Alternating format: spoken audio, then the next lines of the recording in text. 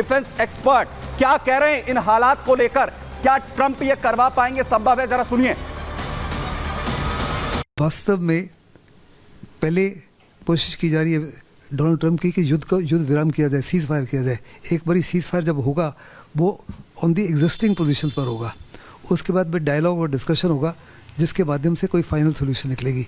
ये final solution निकलने में 6 महीने लग सकते हैं, साल लग सकते हैं, कई देर लग सकती है।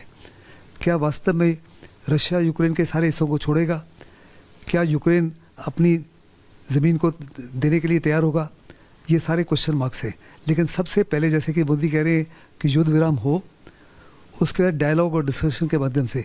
साथ ही साथ डोनाल्ड ट्रंप ने पुतिन को ये भी इशारा किया कि अमेरिका की बहुत बड़े पैमाने पर यूरोप के अंदर सेनाएं हैं, यानी दूसरे लफ्ज़ों में उनके ऊपर एक किस्म से साइकोलॉजिकल दबाव भी बढ़ाया है कि उनके भी हित में नहीं होगा कि युद्ध को बढ़ाया जाए, जिसकी वजह से शायद नेटो को भी युद्ध में एंटर होना पड़े।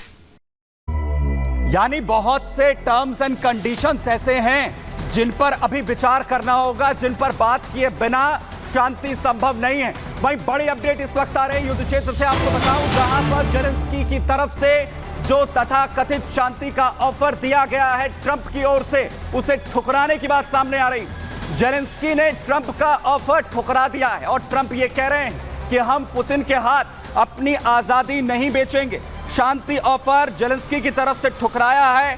शांति समझौते के मूड में जेलेंस्की अभी नजर नहीं आ रहे हैं। ये बड़ी जानकारी आपको यहां पर दे रहा हूं, जहां पर यह कहा जा रहा है कि जेलेंस्की ये शांति ऑफर अभी लेने के मूड में, शांति बनाने के मूड में नहीं है। इसके पीछे क्या वजह है, क्या कह रहे हैं जेलेंस्की, जरा वो भी सुनिए। I have a lot of power.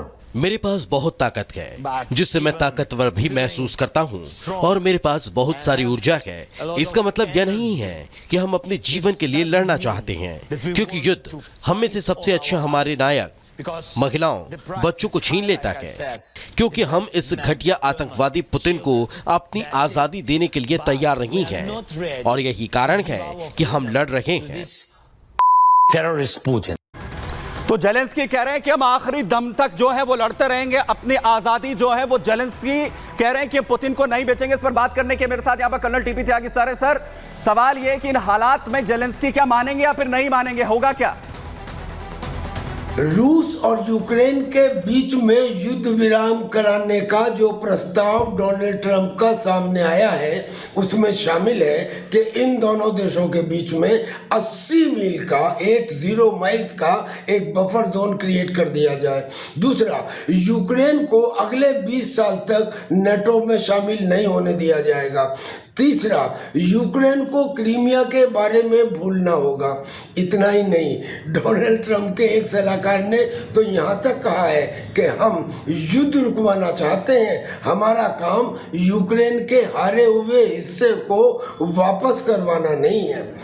ऊपर से यूक्रेन के प्रेसिडेंट तो इतने खफा हैं रशिया से कि उन्होंने यूएनओ के सेक्रेटरी जनरल को अपने यहाँ आने से सिर्फ ये कहकर रोक दिया कि वो ब्रिक्स सम्मेलन में रशिया भाग लेने कैसे चले गए।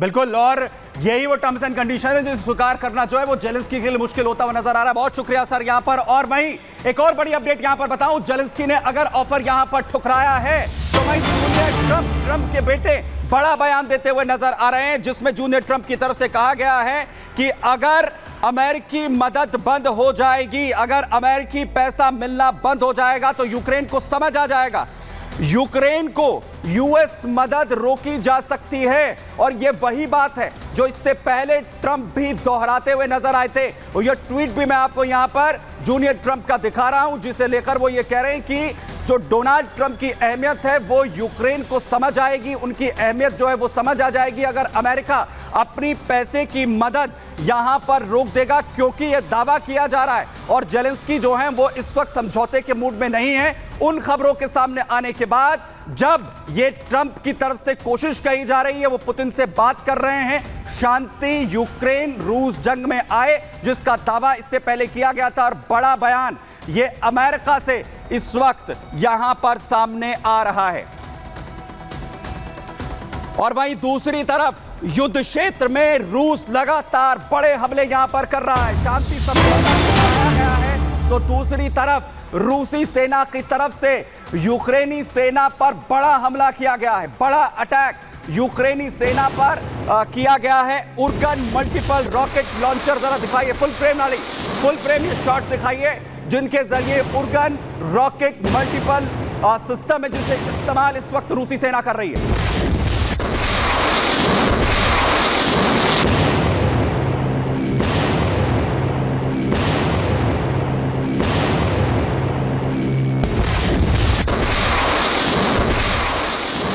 ये Uragan multiple rocket launcher attack system है जिसका इस्तेमाल यूक्रेनी सेना के अलग अलग सेंटर्स पर, उनके जो कंक्रीट स्टेशन है उन पर अटैक करने के लिए किया गया है। एक के बाद एक रॉकेट्स दागे गए।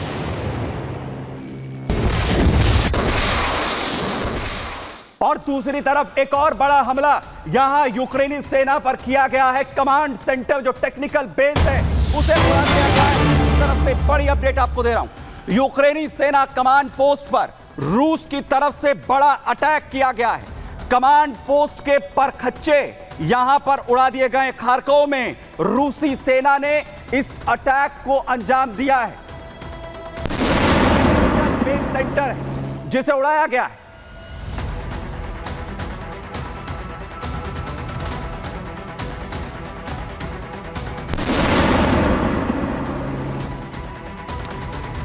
खार्कोव में यह रूसी सेना की तरफ से अटैक किया गया है जिसमें यूक्रेनी सेना कमांड पोस्ट से टारगेट करते हुए कैसे धज्जियां पूरे कमांड पोस्ट की रूस की सेना ने यहां पर उड़ा दी।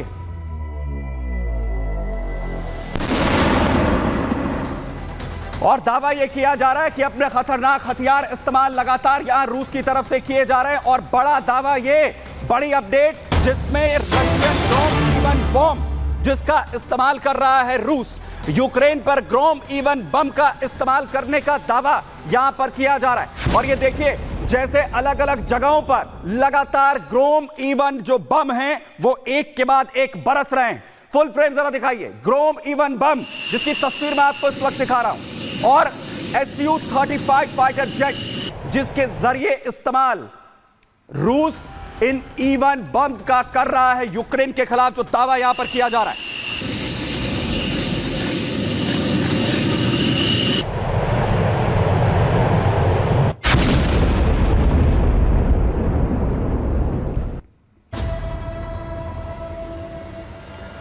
और इवन ग्रोम बम कितना खतरनाक, कितना विध्वंसक है, यह मैं आपको यहां पर बताने जा रहा हूं, जिसको इस्तेमाल करने की बात रूस पर कही जा रही है Su-35 से। यह है ग्रोम बम जिसका इस्तेमाल इस वक्त किया जा रहा है। दरअसल ग्रोम इवन बम लंबी दूरी तक इस बम का इस्तेमाल किया जा सकता है। 120 किलोमीटर दूर से ही इसे दागा जा सकता है। फाइटर जेट्स जो Su-35 का इस्तेमाल इस वक्त रूस यहां पर कर रहा है, यूक्रेनी डिफेंस सिस्टम्स इसे डिटेक्ट नहीं कर सकते। जिन फाइटर जेट से इसे इस्तेमाल किया जाएगा वो डिफेंस सिस्टम की रेंज से बाहर रहकर ही इसे दाग सकते हैं। रूसी लड़ाकू विमान जिनका इस्तेमाल इसे लॉन्च करने के लिए किया जाता है, यूक्रेन डिफेंस सिस्टम से वो दूर रहेंगे, वो उनकी रडार में नहीं आएंगे। बंकर और जो सैन्य ठिकाने हैं, जो मजबूत ठिकाने हैं दुश्मन के, उन्हें निस्ते नाबूद करने के लिए ग्रोम इवन बम का इस्तेमाल यहां पर किया जाता है। Su-35 सबसे ज्यादा एडवांस रूसी फाइटर जेट्स जिसका इस्तेमाल इस वक्त कर रहा है। Su-35 को जो डिफेंस सिस्टम्स है उनसे दूर रखने की बात यहां पर जो है वो की जाती है। और